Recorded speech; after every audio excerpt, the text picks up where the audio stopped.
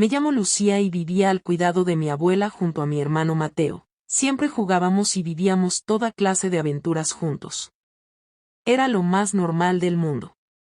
Nuestros padres habían fallecido en un accidente de carretera hacía ya algunos años. Y bueno, había ocasiones que los vecinitos me molestaban. No puedo decir que eso era normal, pero me decían cosas espantosas. Yo lloraba y le preguntaba a mi abuela qué ocurría, y ella me decía que simplemente estaba creciendo. Y ahora algunas cosas habían aumentado su tamaño y eran muy notorias. Que quizás sería buena idea que no utilizara mis shorts tan pequeños y pegados, y fuera un poco más discreta en mi forma de caminar y de vestir, para que nadie se me quedara viendo de esa manera. A mí no me gustaba eso porque era como reprimirme. ¿Por qué diablos yo tenía que acatar lo que otras personas ordenaban? ¿Por qué no simplemente podían vivir sus propias vidas y dejarme en paz? Pasó el tiempo. Uno de los chicos de la cuadra me hacía comentarios espantosos cada que pasaba. No tenía opción, la calle era cerrada y tenía que pasar por ahí, y este estúpido me murmuraba cosas completamente asquerosas, y tenía que soportarlo cuando pasaba. Para ese momento, mis blusas parecían reventar, había cosas en mí que crecían con mucha velocidad, y mi abuela no podía costear el hecho de tener que comprarme ropa nueva a cada rato. Y como sea, esos idiotas no deberían tener el derecho de molestarme. Un día, este chico, cansado de que yo lo ignorara, se puso frente de mí, puso su mano en mi parte trasera y hundió sus dedos. Con la otra mano me sujetó, y yo trataba de liberarme, pero me superaba en peso y fuerza, y luego intentaba besarme en la boca, pero yo movía mi cara para todos lados tratando de evitar sus malditos labios. Traté de gritar, pero me dio un golpe certero en la cara, y yo me adormecía, adormeciendo, mientras este miserable seguía colocando su asqueroso dedo en el mismo lugar. Pero de pronto, mi hermano Mateo llegó y se lió a golpes con el estúpido aquel. Yo estaba tirada en el piso, completamente mareada, y solo podía ver de forma borrosa la manera en que Mateo defendía mi dignidad. En unas sacapeluzas, él me dijo que me cuidaría siempre y que no permitiría que nada ni nadie me hiciera daño. Y así sucedía cada que alguien en la cuadra o en la escuela trataba de propasarse conmigo. Mateo siempre me defendía con furia. Yo siempre estuve agradecida con ese gesto heroico, me sentía protegida. En una ocasión, las cosas se pusieron realmente mal. Yo no paraba de crecer en ciertas zonas, mi parte trasera se había desarrollado generosamente, igual que la parte alta y delantera de mí, y no podía evitar que al caminar, ambas se movieran con un garbo que hacía que las miradas se posaran directamente en ellas, y cuando terminaba de pasar, volteaban para ver cómo se tambaleaba mi parte posterior con un infinito contoneo al caminar. No podía evitarlo, la brevedad de mi cintura era el acabose, eran unas curvas inauditas que no podían pasar desapercibidas sin importar cómo diablos me vistiera.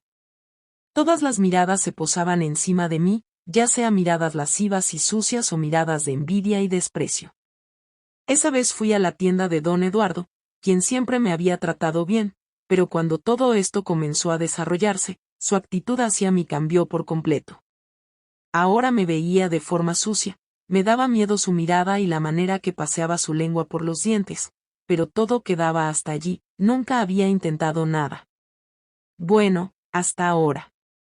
Entré a la tienda y me dispuse a tomar una bolsa de pan Bimbo que estaba un poco alta en el anaquel, y mientras yo hacía esto, de pronto don Eduardo salió a asomarse hasta la calle. Mientras yo finalmente pude bajar la bolsa, don Eduardo me empujó hacia adentro desde la pequeña puertita de acceso a la trastienda, y yo comencé a gritar.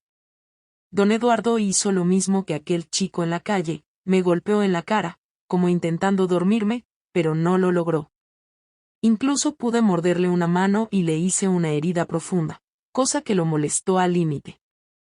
Logró arrancarme la blusa con todo y sostén. Yo estaba perdida, sabía lo que venía a continuación y no tenía escapatoria. En eso, llegó Mateo y le dio una patada en la entrepierna, fue durísima, porque hasta don Eduardo se vomitó. Luego me puso mi blusa rota encima, y salimos de inmediato. Mientras corríamos, otros idiotas que estaban sentados en la banqueta del barrio me silbaban y me mandaban asquerosos besos. Yo no paraba de llorar hasta que finalmente llegamos a la casa de mi abuela, y me sentía a salvo. Yo tenía un rasguño bien feo que me había dejado don Eduardo cuando me arrancó la blusa, y el pómulo hinchado por el impacto de sus malditos nudillos. Y total, Mateo fue por alcohol y me aplicó un poco en la herida. Fue muy, muy gentil, y lo hizo con mucho cuidado. Mateo era la única persona que me defendía y me cuidaba de esa forma. Saben, yo no sé qué habría sido de mí si no estuviera él a mi lado. Y bueno, fue una suerte que llegara a la tienda y me defendiera de don Eduardo. Luego me puso una compresa en el pómulo porque estaba hinchado y morado, producto de los puñetazos que don Eduardo me propinó cuando intentó noquearme. Mateo acariciaba mis mejillas tiernamente, lo hacía tan suave que yo cerré los ojos, porque era un consuelo maravilloso, era una caricia sutil que curaba todas mis heridas. Y sin darme cuenta, mi corazón comenzó a latir muy deprisa. Yo no lo comprendía, solo necesitaba que la mano de Mateo no se detuviera, que continuara colocando la compresa en mi mejilla, y todo estaría bien. La compresa estaba completamente húmeda, y el agua escurría por mi pecho. Por Dios, eso fue una sensación indescriptible. La gota de agua que resbalaba y pasaba lentamente por mi anatomía era alucinante. De pronto, como si Mateo pudiera escuchar mis pensamientos, su actitud cambió un poco. La compresa fría fue bajando de mis pómulos y descendió hacia mi cuello, y luego a la clavícula. Después, las gotas dibujaron el contorno de mis dos infames curvaturas que no habían dejado de crecer, y la compresa pasó suavemente por encima de cada una, dejando escurrir el agua que había subido de temperatura a medida que la mano de Mateo avanzaba. Pero cuando pasó por mi estómago y descendió hasta el límite de lo prohibido, ya no pude más. Todo se consumó ahí mismo. La caricia de Mateo me curaba el alma, y la humedad de la compresa ya no existía, ahora la humedad era mía.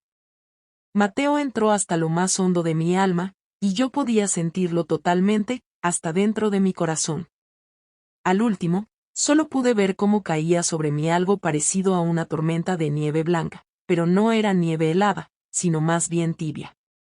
Pude probarla, era lo mejor de la vida. Pero minutos más tarde, reflexionamos en lo que acababa de suceder. Eso no estaba bien, eso era un pecado mortal, y nadie debería enterarse. Mi abuela jamás sabría que nosotros cometimos este acto de deshonra hacia Dios. Más tarde, cuando mi abuela llegó, le hablamos sobre el incidente con don Eduardo, pero en ese tiempo, mi abuela ni siquiera consideró formular una denuncia, solo fue con varios vecinos, quienes se pusieron de acuerdo y le dieron una lección definitiva al tendero. Y no lo quiero describir, porque fue algo espantoso. Y así pasaron los días. Yo me iba a dormir a mi recámara, pero por alguna razón ya no usaba pijama, solo me quedaba al natural. Me agradaba sentir la textura de mis sábanas, que parecían acariciarme, y yo misma me tocaba para recrear aquella ocasión en que Mateo curó mis heridas. Una noche, escuché ruidos, era Mateo, quien entró sigilosamente a mi habitación y se colocó junto a mí. Me abrazó por la espalda, pero yo no podía parar de decirle que estaba mal, que era pecado, y que nos iríamos al infierno si insistíamos en degenerar en esta actitud tan de... Pero mientras yo decía eso, levantaba un poco más la puerta de atrás, como invitándolo a realizar el pecado de manera más cómoda. Mateo volvió a ingresar a mi alma con plena conciencia de mi parte. Yo probaba su rígida conciencia hasta obtener la pócima celestial que refrescaba mi garganta y bañaba todas mis ilusiones. Ahora mi sed estaba calmada. Aquellas nieves que habían cubierto mi cuerpo ahora perlaban mi bisutería. Muy lejos, al rancho de un tío, allá por Tamaulipas, y yo me quedé aquí, extrañándolo, y nunca lo superé.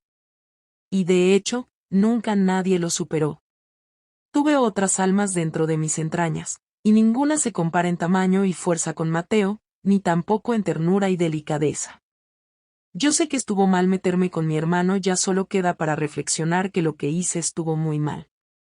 Gracias por escucharme, y esa fue mi historia. Si te ha gustado no olvides darle like al video y suscríbete y activa la campanita de notificaciones para que no te pierdas nuestras próximas historias. Adiós.